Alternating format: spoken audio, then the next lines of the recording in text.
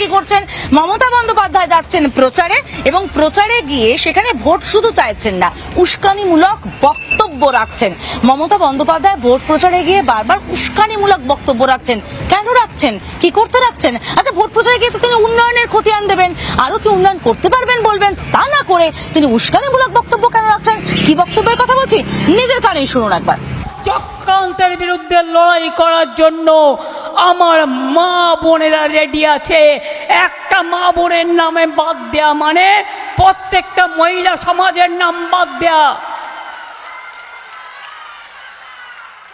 আর যদি মনে করে বাইরে থেকে এজেন্সি এনে ছাপ্পা করবে, মা বোনদের বলবো যে রাধে সে চুলো বাঁধে।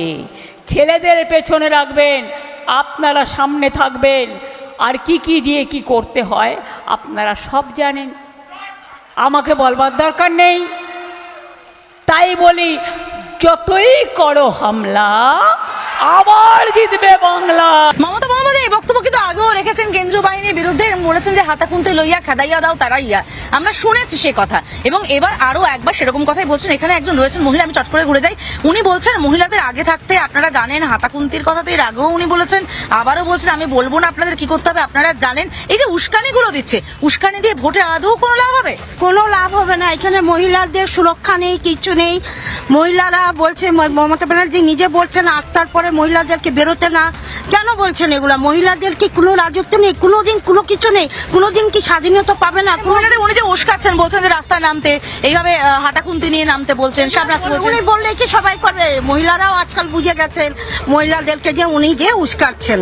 মানে এই উস্কানিতে কোনো লাভ হবে না, মহিলারাই বলছেন কিন্তু যে এই ধরনের উস্কানিতে কোনো ধরনের কোনো লাভ হবে না। শুভেন্দু অধিকারী বলছেন মমতা বন্দ্যোপাধ্যায় এত উস্কানি দিয়েও জিততে পারবেন না। পাল্টা হুল ফুটিয়েছেন শুভেন্দু অধিকারী, শুনুন একবার। সবচেয়ে বড়, পৃথিবীর সবচেয়ে বড় গদ্দারের নাম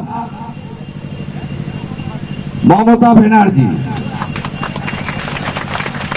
ইনাকে রাজনৈতিক পরিচয় দিয়েছে রাজীব গান্ধী, মাথায় ডান্ডা খেয়েছিল।